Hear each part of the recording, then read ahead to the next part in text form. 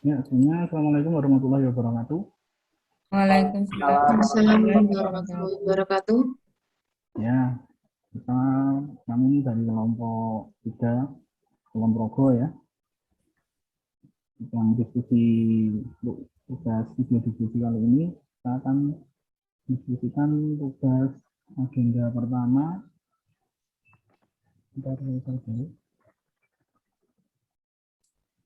Nah, itu diskusi kelompok agenda pertama ya, tentang ada 3 soal di sini. Yang pertama kita disuruh untuk memilih isu-isu yang ada di sekitar kita ya, dan kita akan memilih salah satu yang paling dominan. Nah, ada banyak sekali isu di sekitar kita, dan kalau saya menawarkan tentang isu yang paling kita rasakan saat ini ya COVID itu ya, pandemi COVID. Dan karena kita semua di sini guru, nanti bisa kita hubungkan dengan pembelajarannya. Karena COVID itu kan otomatis anak-anak tidak bersekolah karena dilarang oleh pemerintah. Jadi kita sebagai guru kan harus tetap mengajarkan anak-anak melalui pembelajaran jarak jauh. Nah, di PJJ itu kan juga pasti banyak kendalanya ya. Nah, nanti masalah apa saja kendalanya dan mungkin apa saja yang bisa jadi alternatif pemecahannya. Itu yang saya tawarkan. Mungkin yang lain ada yang menawarkan isu yang lain atau mau langsung itu saja kita pilih gimana? Karena ini kita disuruh memilih salah satu. Itu saja. Iya, monggo. Ya itu aja ya kita sepakati ya. Berarti. Saja. Ya. Tentang COVID dan PJJ ya. Nah, sebelumnya saya sudah membuat presentasi tentang masalah yang akan kita bicarakan di diskusi kali ini ya. Bentar saya share dulu.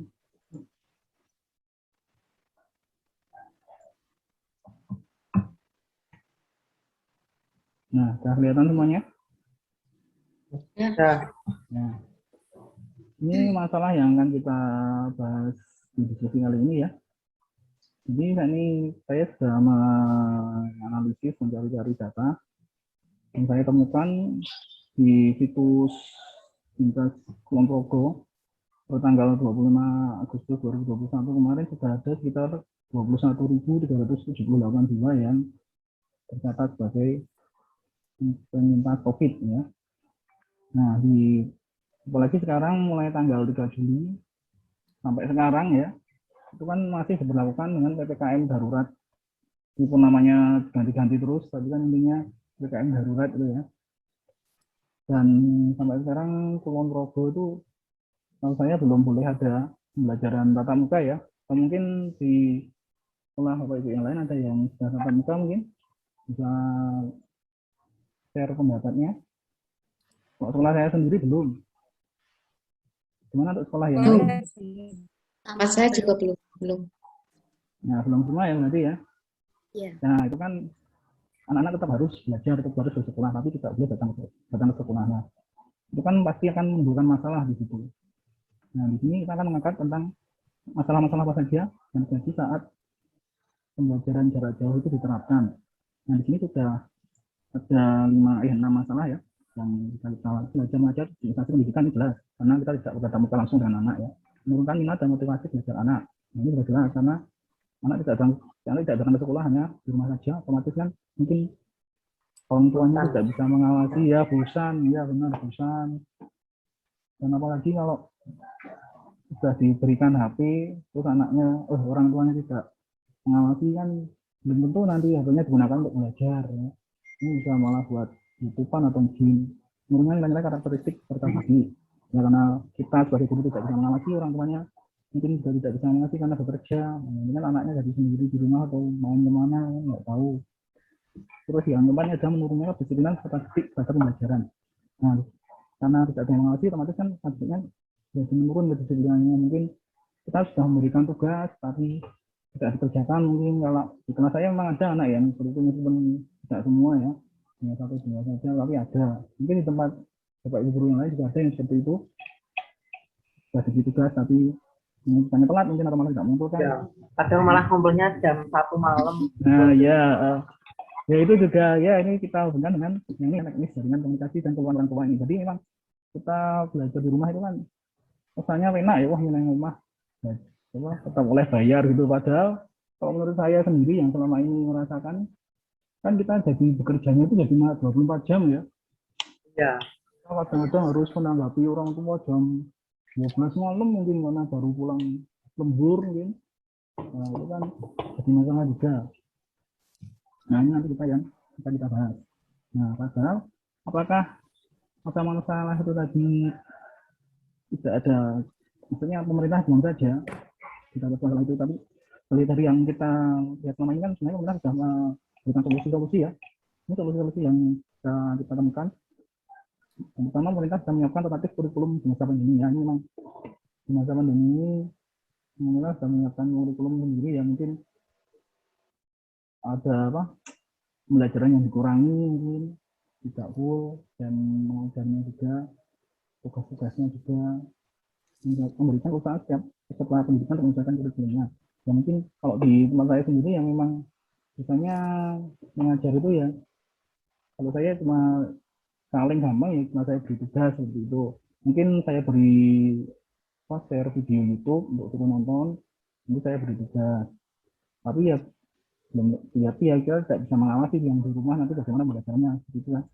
Kalau bapak ibu guru yang lain bagaimana cara mengajarnya waktu PJJ, mungkin bisa di share ke teman yang lain.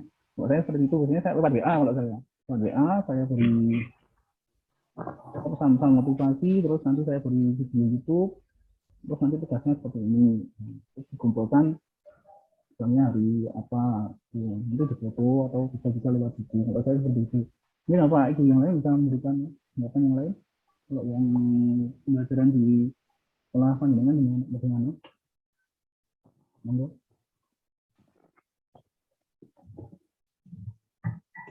Baik, kalau pembelajaran di tempat saya selama masa pandemi ini, karena memang terus terang lokasi SD Negeri 2 Sokomoyo itu teramat sangat pelosok ya. Kalau misalnya Bapak Ibu pernah ke Sungai Muda atau ke Kedung Pedut dari Wokis Kendo itu masih ke kiri sekitar 5 sampai 7 kilo lagi. Padahal itu jalannya ekstrim itu ya. Iya, betul. Nah, itu di sana itu kan saya pernah mencoba mempraktekkan pembelajaran itu menggunakan Google Meet beberapa kali, tetapi setelah saya coba itu ternyata karena kebetulan memang SD Negeri 2 Sokomoyo itu kan seluruh kelas siswanya selalu full.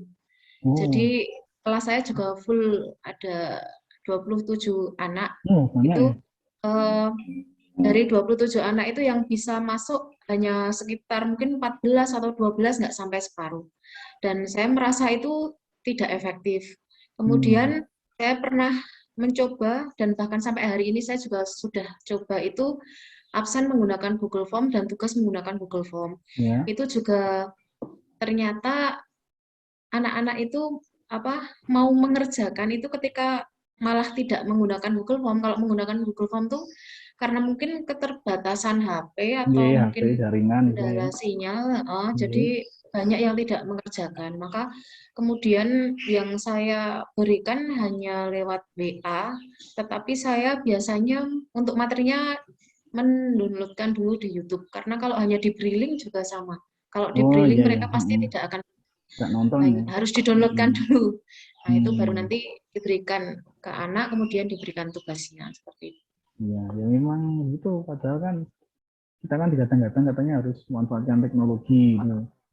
Ya saya mau saja dunia market teknologi, tapi kan kita kan tahu sendiri keadaan di setiap tempat itu kan beda-beda ya. Mungkin kalau di kota besar itu mudah saja mungkin melakukan teknologi dengan misalnya Google Classroom atau gimana. Tapi kan kalau yang tempatnya memang biasanya nggak ada sinyal, terus anak-anaknya juga nggak pegang HP sendiri kan susah juga. Nah itu juga jadi masalah juga itu kita bicarakan. Terus untuk yang Bapak Ibu yang lain kan ada yang lain dalam permasalahan PJJ terkait dalam COVID ini, itu mungkin Mas Wisan ada mau menambahkan? Kalau di kelas saya saya menggunakan beberapa cara nih media. Jadi ada yang menggunakan WA, kadang saya menggunakan Zoom juga. Tapi seperti Mbak Tias tadi, tidak semuanya bisa mengikuti dari 27 siswa juga, tapi yang bisa mengikuti sekitar 16. Kalau di awal-awal dulu itu bisa sampai 20, hampir 22 ya.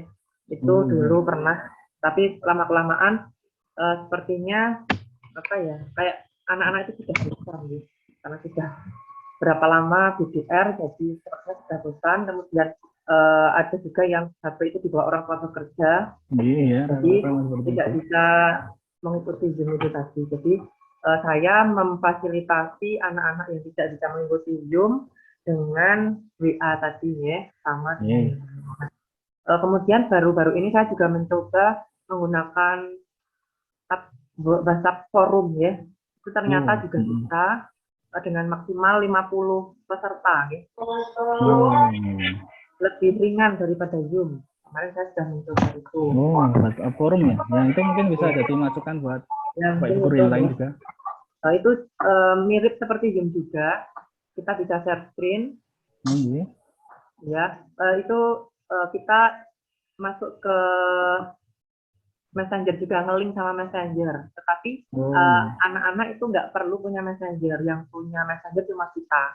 Jadi yang lain tinggal cuma masuk, ngeklik link Messenger, nanti bisa masuk sebagai tamu. Itu yang sudah saya coba kemarin. Untuk yang tadi, jadi kita, kalau saya seperti yang pernah disampaikan pengawas dalam pembakalan PIJB dulu kan, kita harus memfasilitasi anak-anak.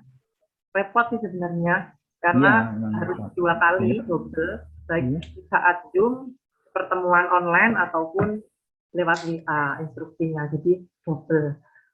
Saya juga sama menggunakan video, namun untuk pelajaran matematika saya membuat video sendiri untuk menjelaskan langkah-langkah dalam mengerjakan sebuah soal, karena kalau lewat video di YouTube itu kadang-kadang mereka malah sulit paham. Kalau untuk matematika, saya memang mencontohkan bagaimana cara mengerjakan soal seperti itu.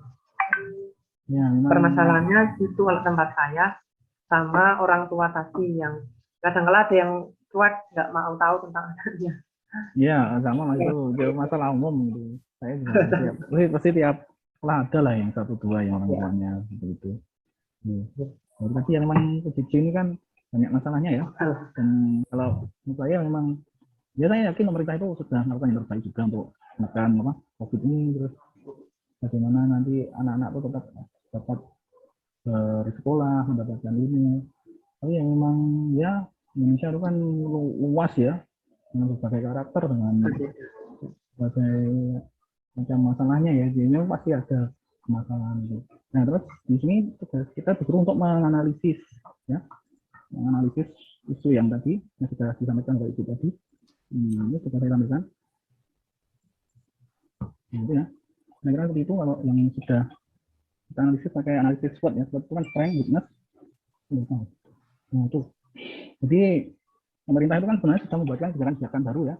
Banyak kebijakan pemerintah tentang, terutama terkait tentang pendidikan lah. Dan ada juga prioritas vaksin pada anak pendidikan. Nah, karena kita sendiri, kita semua kan sudah divaksin kan, sudah divaksin semua kan, Bapak Ibu? Ya kan? Nah, alhamdulillah sudah ya. Ini kan juga sebagai kekuatannya masalah ini. Karena adanya bantu karena prokes yang cukup. Nah, memang namanya pemerintah sudah memberikan yang prokes yang cukup ya, kan kelemahan-kelemahan ya. Seperti yang sudah tadi Pak Ibu sampaikan ya, kurangnya kesadaran peserta didik. Tidak semua peserta didik memiliki gadget atau smartphone. Dan juga keterbatasan guru dalam memperhatikan TIK, terutama guru-guru yang sudah senior mungkin ya. Terus opportunity itu kesempatan. Nah, dan di antara semua kelemahan itu kan pasti ada kesempatannya. Nah, bagaimana kita akan menawarkan gimana caranya agar masalah-masalah tersebut diatasi ya. Mungkin bisa diatasi dengan meningkatkan wawasan berpikir. Nah, sebagai guru kita harus selalu meningkatkan wawasan ya, meningkatkan kreativitas. Kita harus tulus belajar bagaimana mengoperasikan TIK terutama ya, bagaimana belajar hal-hal teknologi baru seperti Zoom atau forum seperti itu tadi. Dan bagaimana cara kita meningkatkan kesadaran orang tua terhadap pendidikan anak. Nah ini mungkin yang agak susah ya, karena memang tidak semua orang tua itu mudah diberi pemahaman ya. Mungkin terutama kalau saya sendiri kan di Kalibawang itu kan ya bisa banget ya enggak, tapi ya enggak kota gitu kan. Banyak kan orang tuanya pada tani misalnya dan atau buruh. Mungkin kalau saya lihat memang pendidikannya itu kurang gitu loh, misalnya untuk bahwa pendidikan itu penting itu kurang pemahamannya. Jadi bagaimana kita memahamkan orang tua bahwa pendidikan untuk anak itu penting, karena mungkin orang tua kalau melihat mereka orang tuanya sendiri kok gini-gini aja udah bisa hidup alhamdulillah misalnya, tapi kan kalau anaknya nanti bisa pintar kan nanti bisa meningkatkan taraf hidup mereka. Nah, ya, seperti itu. Terus di sini yang trait itu ancaman ya. Ancamannya kita menemukan bahwa persediaan kualitas pendidikan siswa itu masih kurang karena memang tidak semua daerah itu sama ya, mungkin ada sinyalnya yang lemah di satu daerah lain, dan turunnya standarisasi pencapaian belajar peserta didik, kurangnya pengawasan orang tua. Nah ini ancaman-ancaman yang tentang didik lagi. Nah bagaimana rekomendasi strategi mengatasi masalahnya? Nah mungkin tadi Bapak Ibu juga sudah menyampaikan ya, karena tidak semua guru itu menguasai TIK, mungkin pemerintah itu perlu mengajarkan pelatihan atau webinar tentang penggunaan TIK. Tidak semua peserta didik memiliki sarana IT gadget memadai lah. Memang tadi sudah disampaikan juga bahwa tidak semua anak itu punya HP sendiri ya. Mungkin bisa saja sebenarnya pemerintah itu mengalokasikan dana atau bagaimana untuk membuat HP atau smartphone khusus untuk belajar anak. Terakhir memang saya di kita itu sudah ada sebenarnya laptop untuk anak itu ya, untuk belajar itu ya, itu sudah ada. Ini kita lihat saja nanti besok penerapannya seperti apa. Terus keberhasilan penunjang PJJ.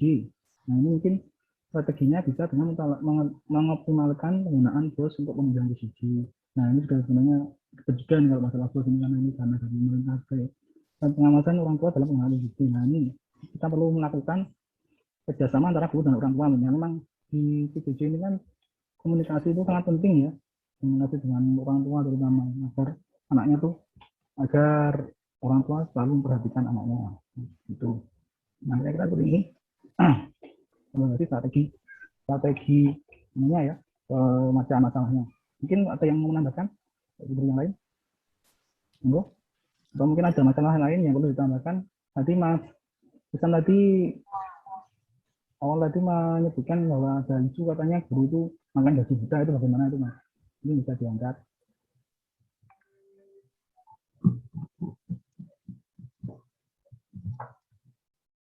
Monggo teman-teman yang lain.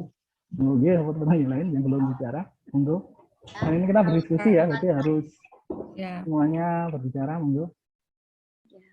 Kalau di sekolah saya itu dilakukan pemantauan perkembangan belajar siswa ketika di rumah, itu nanti membuat lembar pemantauan yang diisi oleh orang tua dan kemudian nanti dikembalikan ke sekolah. Kemudian ada guru dengan orang tua itu saling berkomunikasi tentang kesulitan belajar siswa sewaktu di rumah, itu kendalanya apa, itu nanti saling koordinasi. Kemudian melakukan evaluasi terhadap jurnal aktivitas lembar yang pemantauan yang diisi oleh walinya siswa tersebut. Jadi ada hubungan pakai pemantauan itu, pemantauan lembar aktivitas belajar di rumah. Oh iya, bisa juga itu ya. Terus untuk Mbak Ferry mungkin bisa menambahkan gimana kalau tentang PJJ ini masalah dan strategi pemecahannya mungkin? Ya, PJJ di tempat saya, di sekolah saya itu sama halnya seperti teman-teman di sini, Bapak Ibu semuanya, terkendala dari pihak orang tua untuk HP sering dibawa ke tempat kerja, jadi saya istilahnya ngalai kalau memberi tugas itu jam 6:30. Jadi karena ada yang kerja pagi, jadi nanti bisa ninggali anaknya untuk beri tugas dulu sebelum itu bapak ibunya berangkat kerja. Kemudian yang saya pakai karena saya mengajar di kelas 1 itu cukup kesulitan juga karena kan anak-anak baru belajar membaca ya. Jadi saya membuat video diri saya sendiri untuk ya membaca itu, kemudian nanti ditirukan seperti itu. Kalau dikasih link YouTube aja mungkin emang tidak terbuka. Jadi dia lebih merasa tertarik kepada kalau melihat gurunya sendiri. Ya mungkin itu karena di tempat saya juga sedikit, siswanya cuma 8, 9 seperti itu bisa menggunakan video call yang tidak terlalu berat, karena kalau Zoom atau itu ya di sana terkendala koneksinya, Pak. Iya, sama Mbak Saleh. Ya, saya kan juga kali sering ya tahu sendiri kalau masalahnya seperti itu. Iya, kira-kira seperti itu ya diskusi kita kali ini. Jadi tentang masalah COVID dan PJJ ini memang sudah kita rasakan bersama ya. Dan saya kira tadi kami semua sudah menyampaikan bagaimana keluh kesahnya dan bagaimana solusinya mungkin yang bisa diterapkan, dan mungkin nanti bisa kita terapkan bersama di sekolah kita masing-masing ya, saling belajar, mungkin saling menerapkan satu sama lain nanti pun berbeda-beda keadaan dan tempatnya seperti itu. Ya mungkin ini saja diskusi kita tentang masalah isu kontemporer sekarang ya, terutama dalam bidang pendidikan karena kita semua di sini guru. Nah, mungkin ada lagi yang mau ditambahkan? Ibu? Nah, cukup? Iya, cukup ya. Ya, mungkin kita akhiri diskusi sama kali ini ya. Mungkin nanti kalau ada diskusi yang lain kita bisa saling share lagi. Ya, sekian. Terima kasih atas partisipasinya, Bapak Ibu semuanya, teman-teman semuanya. Mari kita akhiri di sini sama-sama ya. Saya ucapkan wassalamualaikum warahmatullahi wabarakatuh. Waalaikumsalam warahmatullahi wabarakatuh.